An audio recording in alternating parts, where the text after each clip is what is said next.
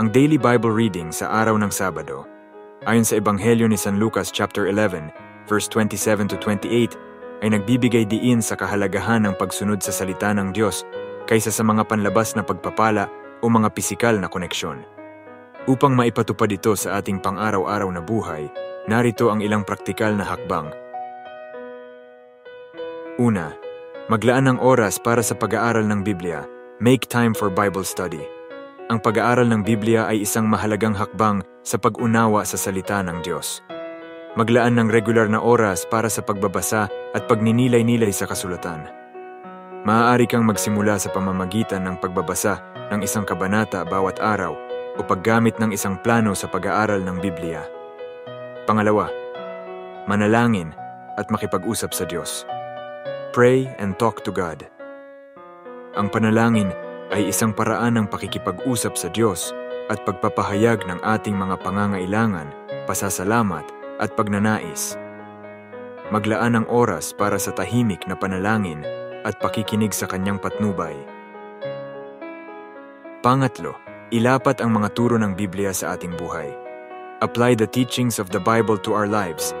Ang pagbabasa ng Biblia ay walang silbi kung hindi natin ilalapat ang mga turo nito sa ating pang-araw-araw na buhay. Pag-isipan kung paano mo maiaangkop ang mga prinsipyo ng Biblia sa iyong mga desisyon, relasyon, at mga aksyon. Pang-apat, maging aktibong miyembro ng simbahan. Be an active member of the church. Ang pakikipag-ugnayan sa ibang mga Kristiyano ay isang mahalagang bahagi ng pagsunod sa salita ng Diyos. Maging aktibo sa iyong simbahan sa pamamagitan ng pagdalo sa mga serbisyo, pagsali sa mga grupo ng pag-aaral ng Biblia, at paglilingkod sa iba.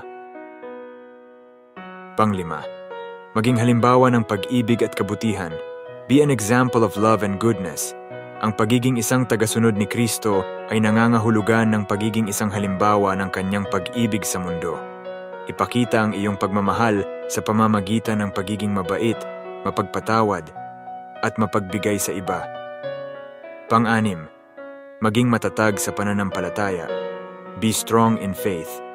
Ang pagsunod sa salita ng Diyos ay hindi laging madali. Magkakaroon ng mga pagsubok at hamon sa buhay. Ngunit manatiling matatag sa iyong pananampalataya at huwag sumuko sa mga kahirapan. Pang-pito, maging mapagpakumbaba at handang matuto. Be humble and willing to learn. Ang pagiging mapagpakumbaba ay nangangahulugan ng pagkilala na hindi tayo perpekto at kailangan natin ang patnubay ng Diyos. Maging handang matuto mula sa iba at magkaroon ng isang bukas na puso sa kanyang mga turo. Sa pagtatapos, sa pamamagitan ng pagsunod sa mga hakbang na ito, maaari nating maipatupad ang aral sa Ebanghelyo ni San Lucas sa ating pang-araw-araw na buhay at matamasa ang tunay na kaligayahan at pagpapala na nagmumula sa isang malalim na relasyon sa Diyos. Thanks God. Glory to God.